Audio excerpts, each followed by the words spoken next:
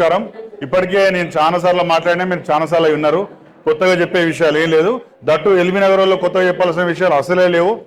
కాబట్టి ఇవాళ చాలామంది కార్యవర్గ సభ్యులుగా చేరినలు, అధ్యక్షులుగా కావచ్చు, వివిధ పదవులలో మహిళా విభాగం వేసుకున్నారు, యూత్ విభాగం వేసుకున్నారు.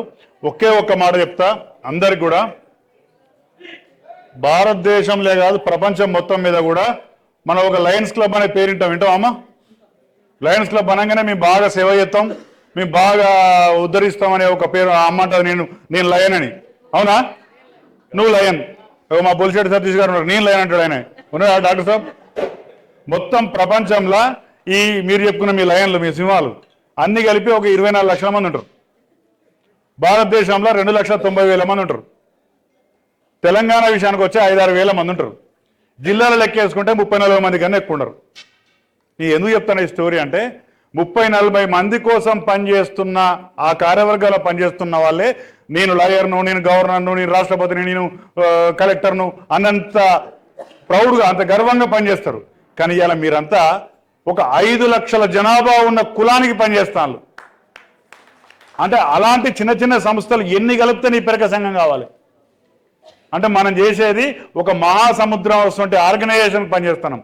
మనం చేస్తున్న పని కళ్ళద్దాలు ఇచ్చడో, లేకుంటే ఐ క్యాంపులు పెట్టడో, బ్లడ్ క్యాంపులు పెట్టడో కాదు. ఇంకో 100 ఏళ్ల వరకు ఉపయోగపడే పనులు మన కులం తరఫున చేస్తున్నాం.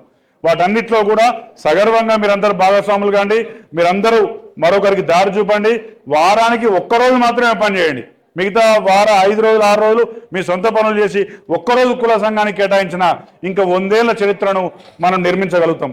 ఇలా ఈ రాష్ట్రంలో ఏ కుల సంఘంలో కూడా పదవుల కోసం కొట్లాడలేదు. నాకు అధ్యక్షుడి, నాకు జనరల్ సెక్రటరీ, నాకు మహిళా అధ్యక్షురాలి, నాకు ఆర్గనైజేషన్ సెక్రటరీ, ఏ కులంలో ఎవరిని అడుగుతలేడు.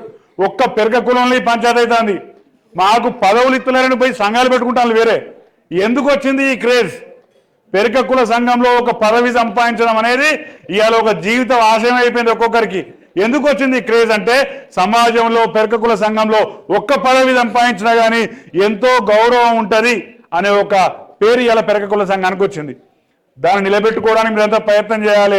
చాలా మంది పోటీ పడుతున్నాం, మనకి పదవులు వచ్చినాయి కాబట్టి దానికి వన్నె తెచ్చే విధంగా, పదవి రానోడు కూడా అరే నీ పదవి రాకుంటే ఆయన ఏదైనా బాగా చేయగలిగాడు, నేనైతే ఇంత పని చేయలేకపోతున్నా అని పశ్చాత్తాపడే విధంగా మీరందరూ గొప్పగా పనిచేయాలని ఆశిస్తూ, పని చేయని వారిని ఖచ్చితంగా 3-4 నెలల్లో తొలగించి వారి ప్లేస్లో వేరే వాళ్ళని కూడా పెట్టుకోవాలని మీకు మరో సూచన చేస్తూ ముగిస్తున్నాను. Thank you very much.